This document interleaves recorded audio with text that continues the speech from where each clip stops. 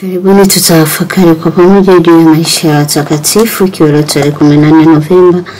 Mama Kanisa anafanya kumbukumbu ya Mtakatifu Didas wa Sevilla, mtawa, mwaka 1463. Didas alizaliwa na wazazi maskini sana nchini Hispania mwaka 1400. Alitaka kujiunga na padre mtakatifu aliyeishi upweke, na baada ya kumwomba mara nyingi mwishowe alimkubali. Kijana alisali sala zote alizozisali padri huyo, na mazoea yake ya kufanya kitubio nayo aliyafanya yote. Kazi yao ya pamoja ilikuwa kulima bustani ya mboga na kutengeneza sahani, uma na vijiko vya mti.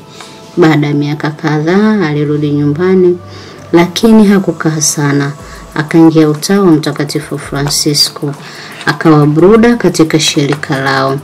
Baada ya kuweka nadhiri za kitawa, alitumwa kama misionari kufanya kazi katika visiwa vya Kanari vilivyo karibu na mwambao wa Afrika ya kaskazini magharibi. Hapa alichapa kazi sana, asali ya kuwafundisha watu dini na kuwaongoa. Tuambiwa kwamba katika nyumba yao ya kitawa alikuwa akitafuta kuzifanya kazi zile zilizokuwa duni. Aliheshimiwa sana kwa moyo wake wa sala, bidii zake katika kutekeleza wajibu wake na unyamavu wake. Maadili hayo yaliwashangaza wote waliomfahamu. Ndio sababu mwaka 1445, ingawa alikuwa bruda, aliwekwa kuwa mkuu wa nyumba.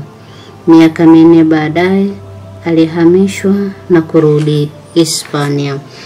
Mwaka 1450 watawa Francisco wengi walisafiri kwenda Roma, Italia kwa ajili ya adhimisho ya jubilei fulani, na pia kwa ajili ya kushiriki ibada kuu ya Padre Bernardino wa Siena wa shirika lao kutangazwa mtakatifu. Tazama tarehe 20 Mei.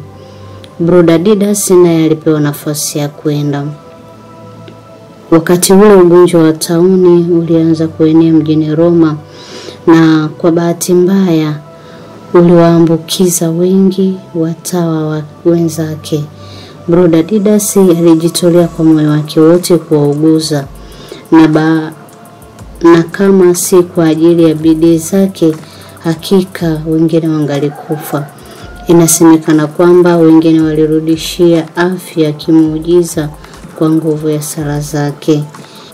Hivyo ndivyo alivyoshughulika kwa muda wa miezi 3. Alirudi Hispania ambako aliendelea kuishi kwa muda wa miaka 13.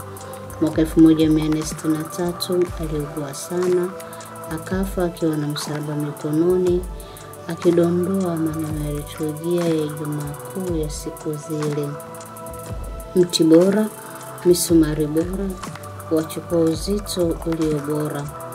Bruda Didas alitangazwa kwa mtakatifu mwaka 1588. Watakatifu wa Afrika tarehe 14 Novemba: Mtakatifu Serapion, mfiadini Misri; Mtakatifu Didas wa Sevilla, mtawa, tuombe.